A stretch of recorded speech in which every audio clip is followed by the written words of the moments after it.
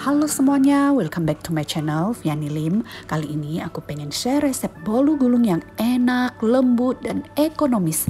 Sebelum ke bahan dan cara pembuatannya, buat kalian yang belum subscribe channel aku, yuk di subscribe dulu ya, biar kalian gak ketinggalan dengan video-video terbaru aku. Bahan yang kita butuhkan adalah 5 butir telur utuh, 90 gram gula pasir, tepung terigu protein rendah sebanyak 90 gram, tepung maizena 10 gram, krim kental manis atau SKM 1 sendok makan, vanila ekstrak 1 sendok teh, emulsifier atau SP 1,5 sendok teh, dan margarin 125 gram. Kalian kalau mau bikin yang versi premiumnya bisa diganti butter ya. Dan untuk fillingnya di sini aku pakai selai nanas sebanyak 200 gram.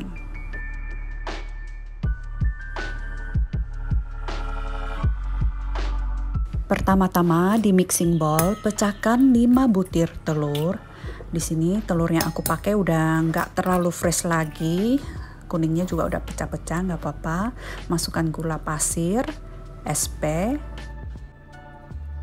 vanila ekstrak,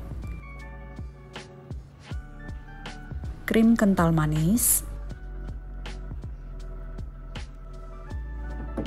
kemudian saring, tepung terigu, dan maizena. Jadi bolu gulung yang aku bikin ini menggunakan metode all in one, semua bahan dimasukin kecuali margarin atau butter. Makanya untuk SP-nya atau emulsifiernya jangan di skip ya.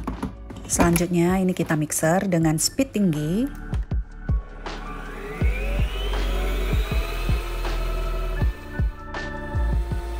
Setelah di mixer selama 2 menit, ini aku matikan dulu mixernya.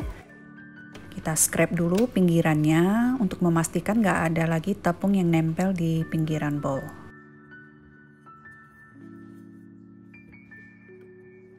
Oke, kemudian kita lanjut mixer dengan kecepatan tinggi selama 10 menit atau tergantung lagi dengan kecepatan mixer kalian ya, sampai adonannya kental berjejak. Oh ya, di sini aku menggunakan stand mixer MX100 dari Mito yang berkapasitas 5 liter, mesinnya berkekuatan tinggi dan memiliki 12 kecepatan yang bisa kalian sesuaikan dengan kebutuhan. Sambil menunggu adonannya, sekarang kita lelehkan dulu margarin. Siapkan pan yang berisi air, nyalakan api kompor, kemudian aduk margarin sampai meleleh. Di sini aku menggunakan saucepan glow pan series dari Stand Cookware. Pancinya marble coating anti lengket dari Jerman. Selain saucepan ini, dalam satu setnya masih ada wok pan dan fry pan.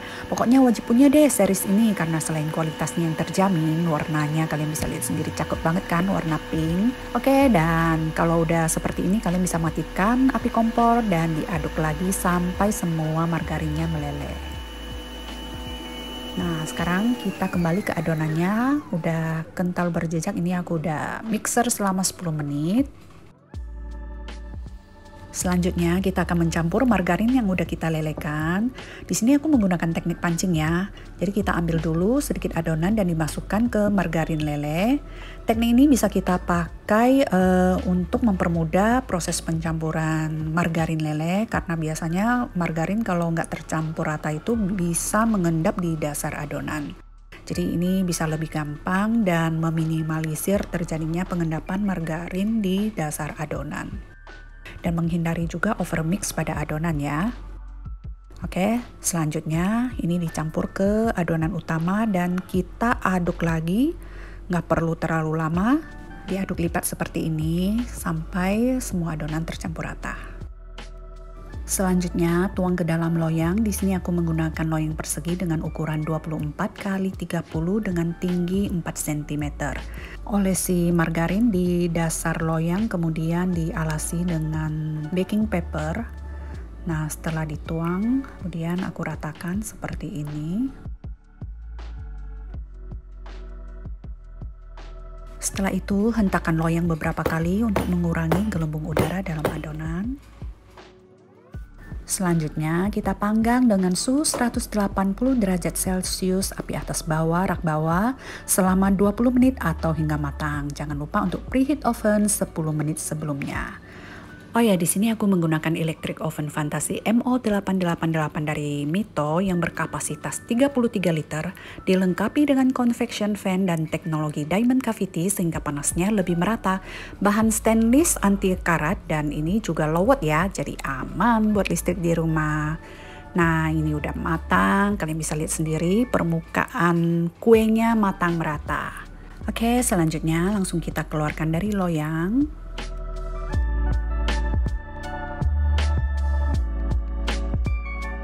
Siapkan baking paper yang cukup besar, kemudian loyangnya langsung kita balikkan ke atas baking paper dan dibuka baking paper alas kuenya. Olesi dengan selai nanas atau kalian bisa ganti dengan filling sesuai selera kalian. Untuk resep selai nanasnya kalian bisa klik link yang aku cantumkan di atas ya.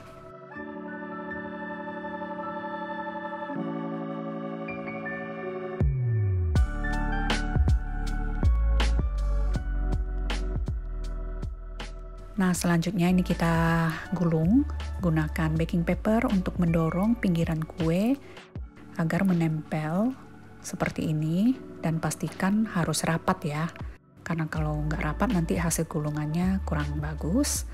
Nah, didorong aja baking papernya seperti ini sampai kuenya tergulung semua.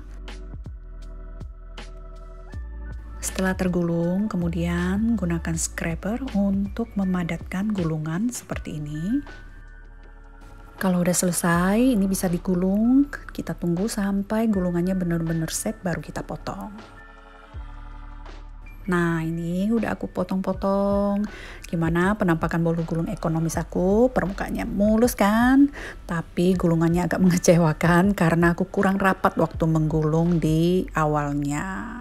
Di bagian sininya kalian bisa lihat ada rongga karena kurang rapat waktu aku nekannya ya, tapi nggak apa-apa deh, yang penting ini enak banget.